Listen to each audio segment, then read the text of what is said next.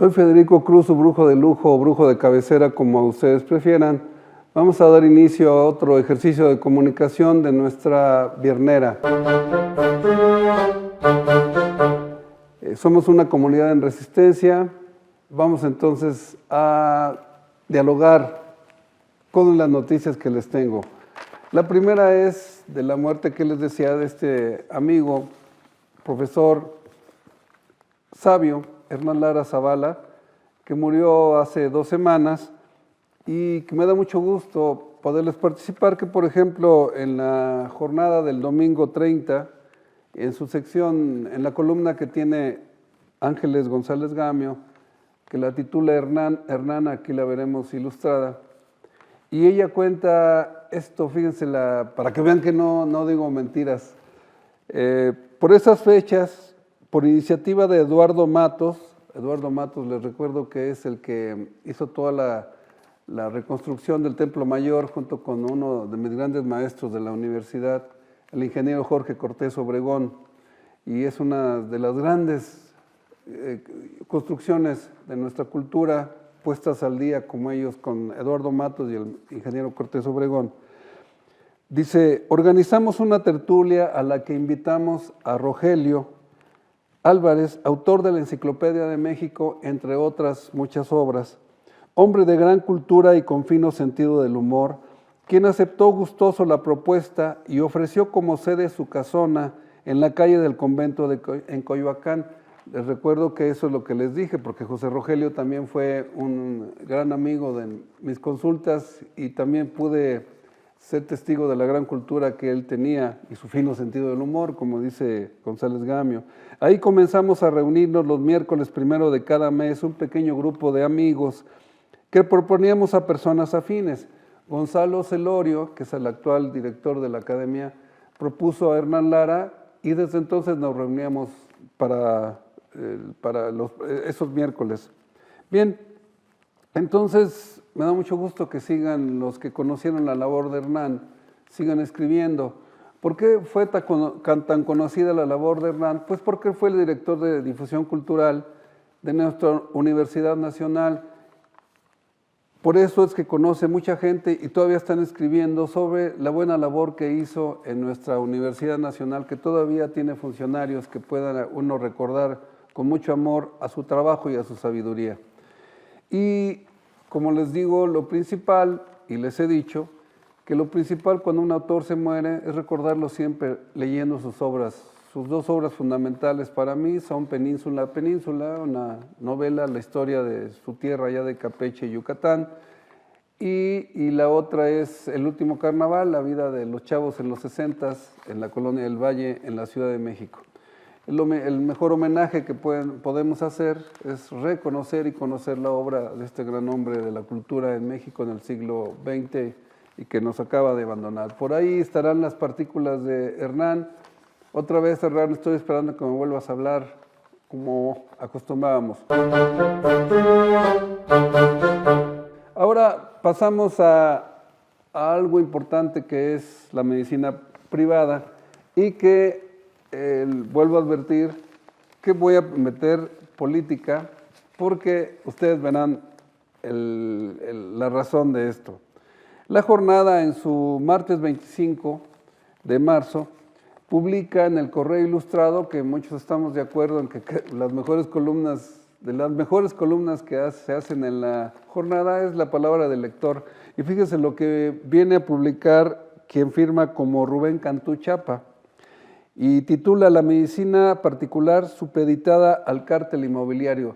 ¿Qué tiene que ver? Que por ejemplo en el Partido de Acción Nacional, en la delegación Benito Juárez, se habla mucho de todos los edificios que parte de la mordida era dejar que los edificios se fueran para arriba y en lugares prohibidos, en lugares donde provoca muchos problemas en las cercanías con los vecinos. Pues resulta que en nuestra cultura política, quién sabe qué pasa, no hay detenidos, uno supone que siguen las investigaciones o los arreglos políticos entre nuestra clase política, por lo que no tenemos más noticia de eso. ¿Qué es lo que tiene que ver esto con la medicina privada? Pues fíjense, dice Rubén Cantú, la renta de los consultorios determina el costo de la consulta. cada vez más elevado. Ante los aún insuficientes especialistas en los servicios de salud del Estado, tarea a resolver por la Cuarta Transformación, congruente con los esfuerzos de la revolución de las conciencias. Se entiende que lo que está haciendo la Cuarta Transformación. La privatización de la medicina, enajenada a la renta inmobiliaria o renta del suelo urbano, aumenta el costo de las consultas.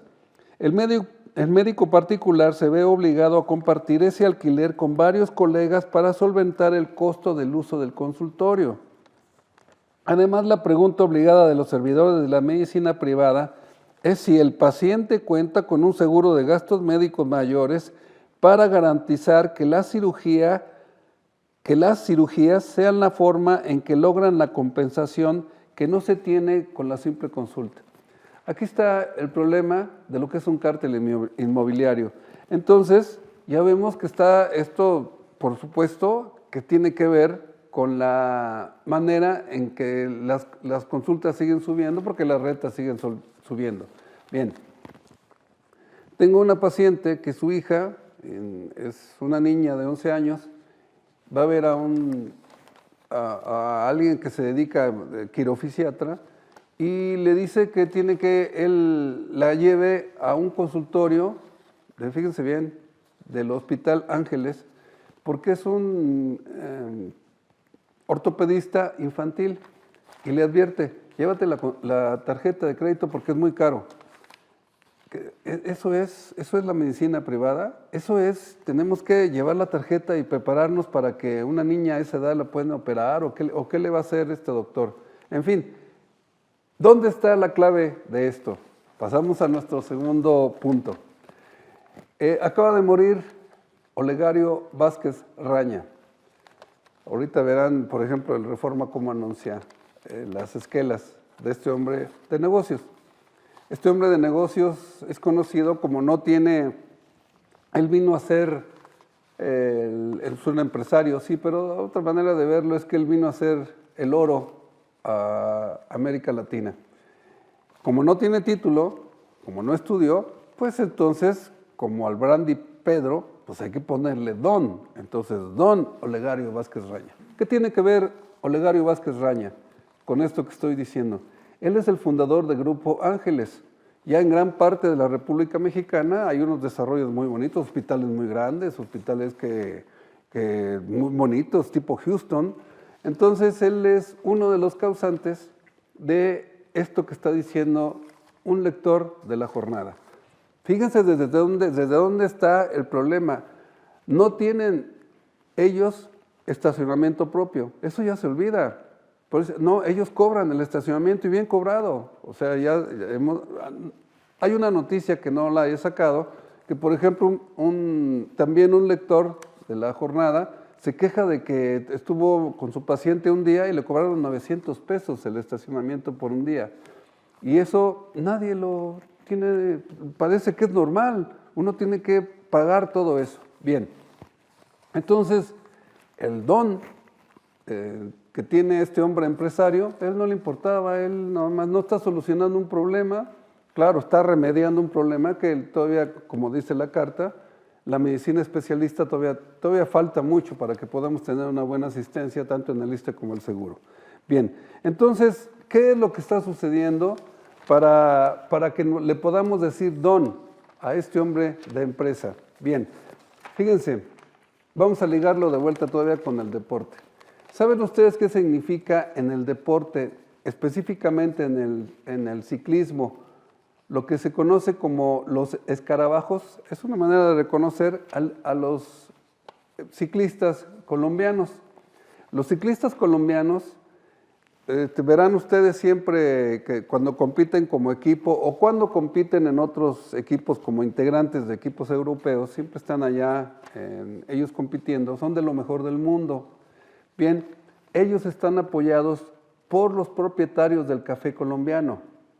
¿Se fijan por qué en alguna ocasión Elena Poniatowska decía que tenemos a los ricos más hijos de Arnaiz en México? ¿Ustedes se acuerdan o ustedes han visto que en el deporte olímpico, en algún deporte olímpico, vieron ustedes hermanos Vázquez, porque es otro, como empezó el negocio, los Vázquez? los hermanos Vázquez, ¿vieron alguna beca que ellos dieron, algún aliciente para los deportistas olímpicos? Por supuesto que no. Bien, entonces, así es como se la gastan los hombres de negocios de México. Todo es negocio en lo que están haciendo ellos, por eso viven bastante bien. Entonces, ¿necesitamos eso? Bien. Miren, aquí está otra noticia de lo que tenemos que despertar nosotros como integrantes de una comunidad universitaria, porque hay noticias que dan mucho miedo. Miren, por ejemplo, ahora seguimos con la jornada. Bueno, pues de modo, si es el único periódico que publica este tipo de información que les estoy dando a conocer y que es importante que ustedes conozcan, vean lo que dice aquí en el jueves 27 de marzo, que dice, empresas globales elaboran en México comida con colorantes prohibidos en otros países. Ah, caray. Sí, resulta que se utilizan cosas que en Europa y Estados Unidos están prohibidos. ¿Por qué están prohibidos? Porque el Estado está limitando a las empresas que hacen alimentos que tienen que decir exactamente qué contiene como colorantes porque no producen cosas naturales, entonces le tienen que poner colorcito que parezca alimento, pero resulta que esos colorantes son cancerígenos. ¿Se acuerdan de lo que siempre les digo, la respuesta que nunca va a tener un médico oncólogo, los servicios que se hacen cuando están en tratamiento algún pariente, algún conocido de cáncer? ¿Por qué del cáncer? Y segundo, ¿me voy a curar? Nunca lo contestan, porque no tienen tiempo, porque pues usted haga lo que tenga que hacer y le tocan exámenes, siempre son órdenes lo que le dan, pero nunca es la respuesta que tienen que dar. Pues aquí está. Son los colorantes, porque allá en Europa y en Estados Unidos sí se dice que el colorante está prohibido porque provoca el cáncer. Bueno, entonces, en la misma página, fíjense un poquito más abajo, dicen, piden publicar reglamento de la ley de alimentación. Y resulta que quien está diciendo esto, ellos están por hacer, hay una asociación que quiere que entre en vigor la Ley General de Alimentación Adecuada y Sostenible. La campaña Sin maíz no hay país. Bien, y resulta que la nutrióloga Julieta Ponce nos dice, fíjense bien lo que dice Julieta Ponce, la alimentación en México está acéfala. No tenemos una secretaría, siempre ha estado fraccionada respondiendo un poco a la Secretaría de Salud, porque ni siquiera la tenemos como la base de la medicina preventiva. Siempre ha estado ahí como adicionada una partecita también a la Secretaría de Educación, otra la del Medio Ambiente, otra la de Agricultura y otra a la de Economía. La intención de la propuesta es que las dependencias del gobierno intervengan a través de comisiones de grupos de trabajo y comités técnicos. El objetivo, agregó, es llevar principalmente alimentos frescos y saludables a distintas zonas. Bien, ¿qué significa todo esto? Que no tenemos quienes nos esté viendo por nosotros, tanto en la alimentación, tanto en la medicina, para que ustedes vean por qué es importante que tenga que decir esto, porque ¿qué es lo que resulta? Fíjense, otro de los grandes grupos que vinieron a México y que se dedican a hacer pues sus empresas y que son empresas que se dedican a hacer alimentación. Vean, aquí tengo otra noticia importante. Miren, es del Milenio, bueno, por lo menos es del Milenio, ya no saqué nada de la jornada. En su sección de negocios del viernes 14 de marzo, página 23, ahí la van a ver ustedes, dice, Grupo Bimbo entre las más éticas del mundo. Prácticas positivas. Destaca en lista como la única empresa mexicana que logra esta distinción por 9 años al hilo.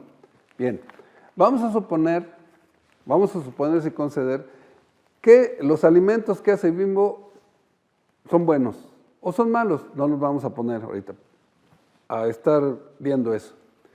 Entró con el sexenio pasado, con nuestro presidente López Obrador, una disposición en donde no se puede utilizar caricaturas o dibujos animados o carritos que tengan personalidad.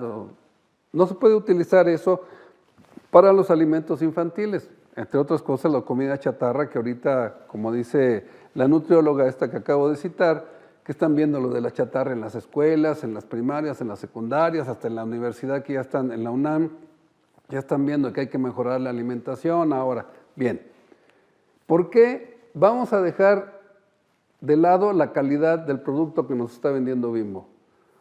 Y preguntarnos, si está a esta disposición, que el gansito ya no está resultando, que el negrito ya lo quitaron, que todos los dibujos que utilizaban para enganchar a los niños y que consumieran el producto que nos están vendiendo, ¿por qué se le permite a la empresa Bimbo el osito? ¿Por qué? Porque tenemos mucha carencia de un Estado que nos esté protegiendo. Puede ser corrupto, puede que estén distraídos en alguna otra cosa. El caso es que el osito Bimbo es parte de nuestra tradición, es parte de nuestra tradición de hacer mal las cosas. Entonces, ¿ven por qué tengo que estar ligando constantemente la política con nuestra forma de alimentarnos? Entonces, si no estamos seguros de que tenemos que estar muy al pendiente de lo que multicitado, la calidad de la cocina que hacían nuestras abuelas. En la medida en que ustedes estén retirados de esa cocina maravillosa que tenían las abuelas y que su sabiduría es que si ellas hacen, como les he dicho, que tenemos el orgullo de decir que la cocina mexicana fue incorporada como patrimonio inmaterial de la humanidad, que fuimos el primer país que pudo lograr eso, ¿por qué las abuelas estaban seguras que para hacer esa comida mundialmente mejor, la mejor del mundo, todo lo utilizaban para curar? Entonces, en la medida en que ustedes, amas de casa principalmente, están alejadas de esa forma de alimentación, en esa medida está alejada la salud de la familia mexicana. Entonces, tenemos que estar muy almejas en estar seguros que nosotros estamos en nuestra cocina remediando lo que no tenemos afuera. Porque hay gente que adora a este tipo de empresarios que se quieren llevar toda la parte de ganancia y nunca nos dejan ni las noticias verdaderas que tenemos que poner atención.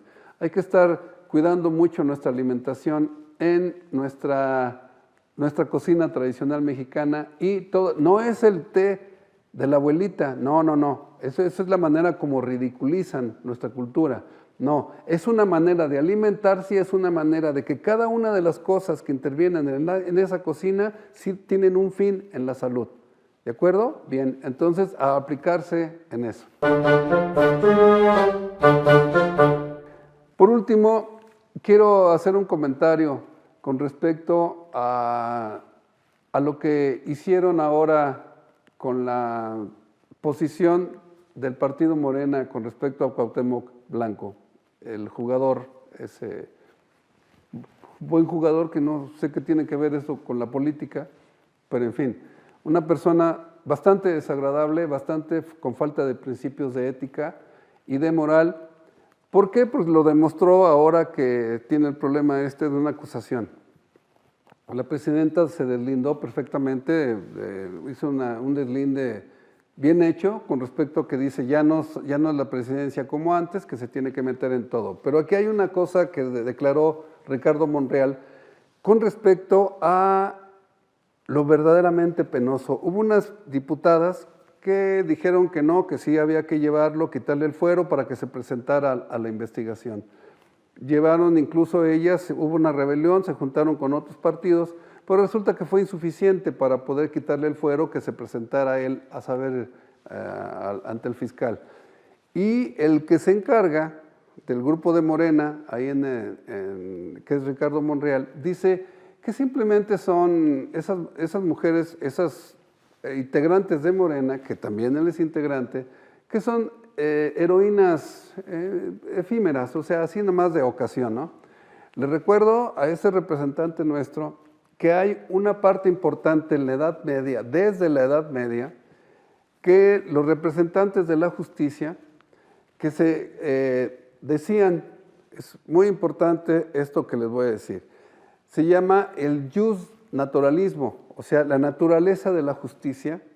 En la Edad Media lo decían que es muy importante. Principia non disputata.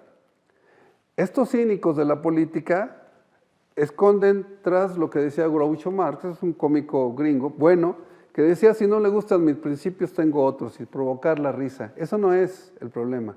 El problema es que los principios no se pueden mover.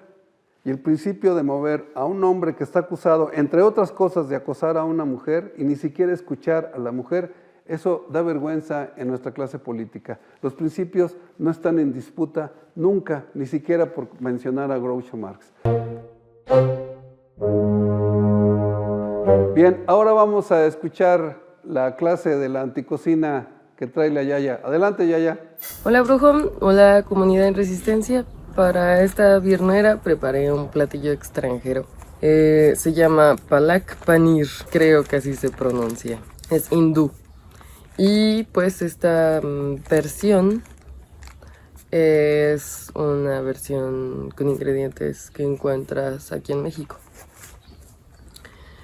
Los ingredientes son 3 tazas de espinacas, pueden ser con el mismo tallito, no es necesario quitárselo.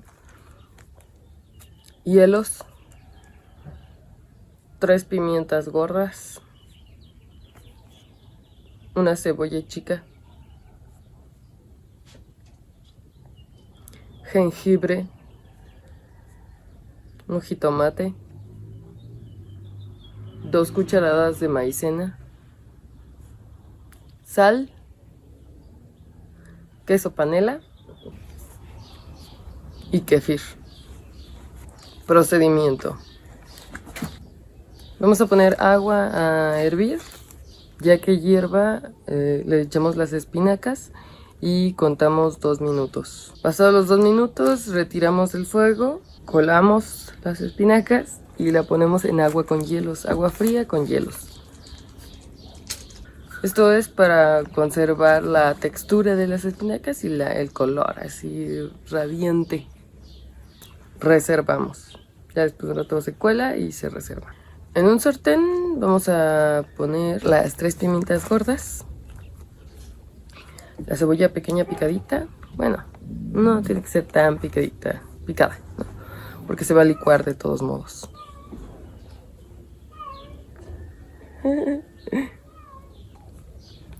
El jengibre, el jitomate también va ahí picado y dejamos sofreír unos 3 minutos, ¿no? Que se cosan para luego licuarlos con las espinacas. Necesitamos tener una textura así bien finita, entonces hay que licuarlos muy bien. Ya licuaditos los vamos a colar porque no queremos la fibra en el guisito. Entonces pues nada más hay que colarlo y ya, dejar la fibra, exprimir bien la fibra y ya. Pasamos otra vez al sartén, le echamos las 2 cucharaditas de maicena para que espese tantito. Y seguimos revolviendo, le agregamos la sal para sazonar al gusto. Y ahora es el momento de agregar los cuadritos de queso panela. Después de agregarle los quesitos, sí dejamos cocinando un ratito, pero no mucho tiempo porque se van a secar los cubitos de queso panela y el punto es que esté fresquito así, bien rico. Entonces pues no hay que cocer de más, ¿no? Así solo un minuto, yo creo, un par de minutos ya, sacar del fuego. El kefir, faltó agregarle, ese ya es a gusto de cada quien en su plato. La receta viene con crema dulce, creo, o crema agria, pero pues como yo no tenía ninguna de las dos, entonces pues le puse el kefir. Es nada más como para pues darle así saborcito cremosito al final. Y ya, es un chorrito. Y listo. Espero que les haya gustado. Nos vemos la siguiente viernera y tengan bonito fin de semana. Ya, ya decía yo que tu cocina siempre tiene que tener una nueva forma de entenderlo. Eso que está adaptado a México está bien, incluyendo lo del hielo. Espero que no sea hielo de Himalaya y digas que no lo encontraste y tuviste que usar aquí el de México. Ahora vamos a escuchar a Julia y su sección. Adelante, Julia. Muchas gracias, Federico, y muy bonito viernes a todos y a todas. Espero que se le estén pasando muy bien en este inicio de abril. Un saludo a toda la comunidad en Resistencia y a la Yaya. Y bueno, el día de hoy quiero hablarles de una novela que es posiblemente un hito dentro de la literatura mexicana. ¿A qué me estoy refiriendo? A El vampiro de la colonia Roma. Justo hace unas semanas me compré esta edición del 40 aniversario. La verdad es que estaba muy cara y tengo que admitir que la tipografía no me encantó, no me hizo sentir que valiera lo que pagué, pero bueno, creo que es una novela que vale la pena y también una novela que pueden conseguir en internet. ¿Y por qué es tan importante El vampiro de la colonia Roma de Luis Zapata? Bueno, esta novela justamente se publicó en 1979. En un momento en el que pues ya había pues y en ciertos círculos quizás clase medieros pues cierta liberación sexual, pero aún así todavía no se hablaba pues de las disidencias sexuales, ¿no? De las personas que pues deseaban a personas del mismo sexo, ¿no? Entonces, ¿cuál es la virtud del vampiro de la colonia Roma? Pues que justamente es quizás la primera novela, quizás no la única, porque antes ya había cuentos con personajes homosexuales, pero es la primera novela donde un personaje principal es un personaje homosexual, ¿no? Entonces, el vampiro de la colonia Roma, pues justamente está muy situado en la Roma. Cuenta la historia de Adonis, que es pues un personaje que está muy relacionado con la literatura picaresca. Entonces, ahorita yo les voy a platicar de la tradición picaresca, que es una tradición que pues nació desde hace muchos, muchos años, o sea, desde los siglos de oro españoles.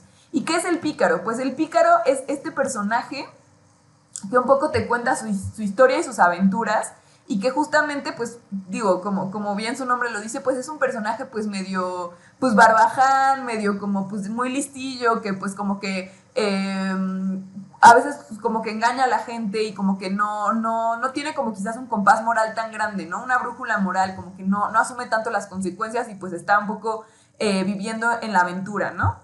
Entonces, bueno, Adonis es un poco eso, pero lo que es muy interesante es que en cada capítulo está intentando emular cintas, o sea, como si él estuviera contando su propia historia, su propia biografía. Y eso me parece un recurso súper interesante, porque justo es como de, bueno, no estamos o sea, estamos leyendo la obra, pero en realidad el artificio es que estamos escuchando como una especie de entrevista donde él está contando su historia. Entonces, justamente el pícaro también normalmente, como en el Lazarillo de Tormes o en La vida del Buscón Don Pablos, pues como que comienza cronológicamente, ¿no? Desde su vida. Y casi siempre el pícaro es alguien que pues tuvo una infancia difícil, ¿no? Y aquí también, pues en el caso de Adonis, del vampiro de la colonia Roma, es alguien que pues desde muy pequeña edad sus papás murieron, como que se mudó a la ciudad muy pronto. Y bueno, esto es lo importante, como que tuvo que prostituirse, pues para sobrevivir, ¿no? Y aquí pues es interesante porque como que no... o sea, el tono es muy interesante porque como que por un lado no glorifica la prostitución, pero tampoco la rechaza. O sea, como que sí hay una cosa de, bueno, es algo que necesito para sobrevivir, pero también me gusta, pues, ¿no? Y pues ya, o sea, en realidad como que la novela son como las aventuras que va viviendo. Creo que tiene una estructura quizás distinta a lo que pensamos como de una novela, como que es como de, pues sí, desarrollo, no donde desenlace, porque aquí son como más como una galería de aventuras, ¿no? Y eso me parece como muy, muy, muy interesante, pues, ¿no? Y bueno, también decir, porque ya hace algunas semanas habíamos hablado de La estatua de sal de Salvador Novo, que es esta genial novela. Bueno, en realidad también son memorias de Salvador Novo, que en realidad pues estas se escribieron por allá de los 40, pero vieron la luz hasta el 98. Entonces, pues para como podernos enterar nosotros como lectores contemporáneos, pues de las aventuras de Salvador Novo y de sus experiencias con otros hombres, pues la gente tuvo que esperar muchísimo tiempo, ¿no? Entonces yo a veces hago el ejercicio de, ¿qué hubiera pasado si hubieran publicado esas memorias antes? Pues quizás sí hubiera sido un hito para la literatura mexicana, porque en realidad hasta Luis Zapata, o sea, hasta el 79, pues en realidad ya ya nos enfrentamos contra una, o más bien, no nos enfrentamos contra, más bien ya nos encontramos con literatura LGBT, ¿no? O sea, entonces en realidad Luis Zapata es un pionero. Y algo que es muy interesante es que también es un poco heredero de la onda. O sea, él es más chico, pero sí hay ciertas cosas como de recuperación de la cultura pop, del rock, ¿no? De como ciertos espacios citadinos que son como muy de la onda, pero la verdad personalmente yo diré que a mí me gustó mucho más El vampiro de la colonia Roma que La tumba, que bueno, también hace unas semanas hablé de él y hablé de por qué no me gustó tanto, ¿no? Aunque tiene cosas muy rescatables. Y otra cosa muy importante es que me encantó la estructura. ¿Por qué? Porque igual y no se alcanza a ver, ojalá que sí, pero en realidad la obra no tiene puntos ni comas, lo cual se me hace súper interesante, solamente tiene espacios, porque pues al ser quizás una transcripción de una grabación, pues en realidad como que hay un artificio como de no, pues no voy a poner puntos y comas, ¿no? Eso me encantó que pues también como es oral al final, pues es un lenguaje muy coloquial. Sin embargo, algo que discutía con mis compañeros es que cuando alguien intenta emular como el lenguaje coloquial, como no sé, Fernanda Melchor en Temporada de Huracanes, incluso Rulfo en El Llano en Llamas o en Pedro Páramo, no, o sea, como que parece muy simple y muy rápido, es como de, sí, Juan Rulfo escribe como hablan los campesinos, pero es que en realidad ahí también hay mucho trabajo formal, porque en realidad pues con Rulfo, o sea, no es que realmente hablen así, creo que retoma cosas de la oralidad y les da un tratamiento artístico. Lo mismo pasa aquí, lo mismo pasa con Temporada de Huracanes, ¿no? Eso me pareció muy interesante. Y también algo que es muy interesante es que, bueno, aquí el libro puede llegar a ser un poco escatológico, porque pues habla mucho de, pues también de las enfermedades de Adonis, ¿no? Cuando contrae gonorrea y pues le vale, o sea, se cura y después sigue, ¿no? Y algo que también discutíamos es que es muy interesante que pues esta obra se realizó un poco antes o ya justo en la llegada de pues la epidemia de SIDA y del VIH, ¿no?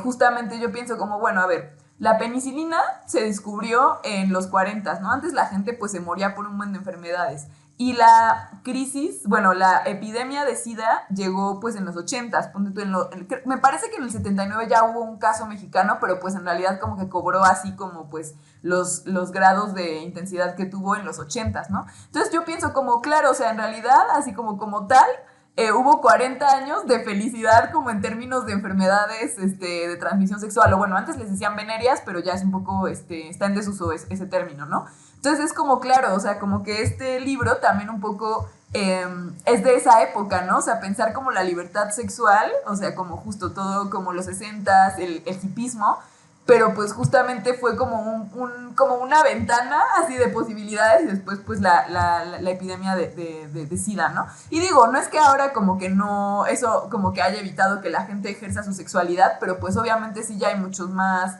pues quizás estigmas, muchos más precauciones y que bueno, la verdad, ¿no? O sea, como que un poco siempre en una sociedad se ganan cosas y se pierden otras, ¿no? O sea, pues por ejemplo pienso, bueno, en la época de Luis Zapata pues quizás había mucha más homofobia, pero pues quizás había mucha más, pues, libertad, ¿no? Libertad en términos de, pues, no estarse preocupando por quizás contraer una enfermedad que en ese momento era mortal, ahora ya no lo es, ¿no? Y también esto lo traigo a colación porque últimamente como que empezó a haber una campaña como de como, bueno, en redes, como mucha gente opinando sobre el VIH, diciendo que el VIH es una cosa como de gente pues homosexual o infiel o así, y pues como que en realidad creo que es importante saber que pues uno es ley que tú puedes, o sea, tú una persona con VIH no le debes, o sea, tenerle que decir a una persona que tienes VIH, ¿no? Otra es que hay muchos mecanismos para prevenir el VIH y otra es que en realidad el VIH ya es una enfermedad muy, bueno, una condición que pues en realidad ya se puede controlar, o sea, que en realidad ya no avanza a volverse SIDA si hay como un cuidado y si hay como como un tratamiento que pues se va siguiendo regularmente, que normalmente es tomarse una pastilla al día, ¿no? Entonces también importante como acabar con el estigma del VIH, ¿no?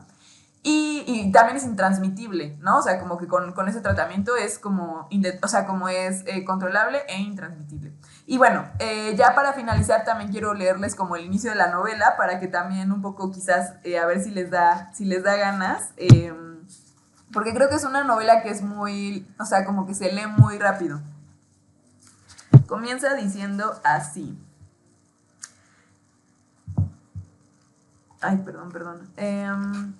Llegábamos a una fiesta, un cuate y yo. Era un salón muy elegante, como de cristal, con el suelo de espejos y arriba una como bola suspendida de esas que luego sacan en las películas y que están formadas por pedacitos de espejo de metal que cuando dan vueltas van proyectando un chorro de lucecitas de las ventanas que también eran de cristal y grandísimas. Se veía la ciudad pero en puros tonos azules y brillantes. Y entonces llegábamos mi cuate y yo y entrábamos, ¿no? Y nos quedábamos parados ahí un rato viendo a la gente. Había muchísima gente y todos vestidos así muy elegante, con pieles y todo. O sea, las mujeres con pieles y vestido largo y joyas y los hombres todos de traje negro, de smoking, pero se veía que todos eran heterosexuales, es decir, tenían cara de heterosexuales. Pues te puedo decir cómo son las caras de heterosexuales, pero uno como homosexual ha aprendido a ver en la cara de la gente su onda sexual. Haz de cuenta, tú no puedes describir una cara de menso, pero ves a alguien en la calle que tiene cara de menso y dices, ah, pues este güey tiene cara de menso, ¿no? Entonces, bueno, ya ven el tono, que en realidad es muy como platicadito, como muy coloquial. Entonces, bueno, y bueno, también hay muchas groserías y hay muchas cosas divertidas, la verdad. Entonces, bueno, lo recomiendo muchísimo. También como si les interesa el tema de, pues, la literatura mexicana. Iba a decir la literatura LGBT, pero también, a final de cuentas, esto sí es parte de la tradición de la literatura mexicana. Y creo que es interesante ver cómo él está dialogando con, pues, como con la tradición de los siglos de oro, con la tradición mexicana y, pues, quizás incluso proponiendo su propia visión de cómo tendría que ser una literatura que aborde a las disidencias, ¿no? Entonces, bueno, muchas gracias por el tiempo y nos vemos muy, muy pronto. Hasta luego. Escuchamos con atención ese titulazo que es El vampiro de la colonia Roma, una de las grandes colonias tradicionales en la Ciudad de México. Estamos atentos siempre a tu clase que nos das. Me llama la atención que ahora Guillermo te pone que eres alumna de la UAM y ya no te pone, que para mí es también muy importante que seas ahora, bueno, porque eso es una maestría lo que estás llevando, que fuiste becaria de la Fundación Mexicana, ¿cómo? De las Letras. Es Fundación Mexicana de las Letras. En fin, te seguimos con atención a tu extraordinaria manera de conjuntarnos tu gusto por la literatura. Soy Federico Cruz, su brujo de lujo o brujo de cabecera, como ustedes prefieran. Estuvimos en otra presencia de comunicación en lo que es nuestra viernera. Les recuerdo que pongan su veladora, va funcionando, ahí van, estamos teniendo buen crecimiento, aunque las lluvias que tuvieron ahora en Tamaulipas, que estuvieron terribles, nos tocó así como una rociadita nada más, pero ahí va nuestro crecimiento. Les recuerdo que nuestro personaje los invita a que prendan su veladora y que la intención que tenía la abuela de la casa Vestido y Sustento, de nuestra cocina, de nuestra medicina en resistencia, pues entonces, si no tenemos la hierba, no podemos estar en resistencia y estar hablando del mal servicio que nos da la medicina privada y también de parte del Estado. Nos abrazamos en el siguiente ejercicio de Viernera.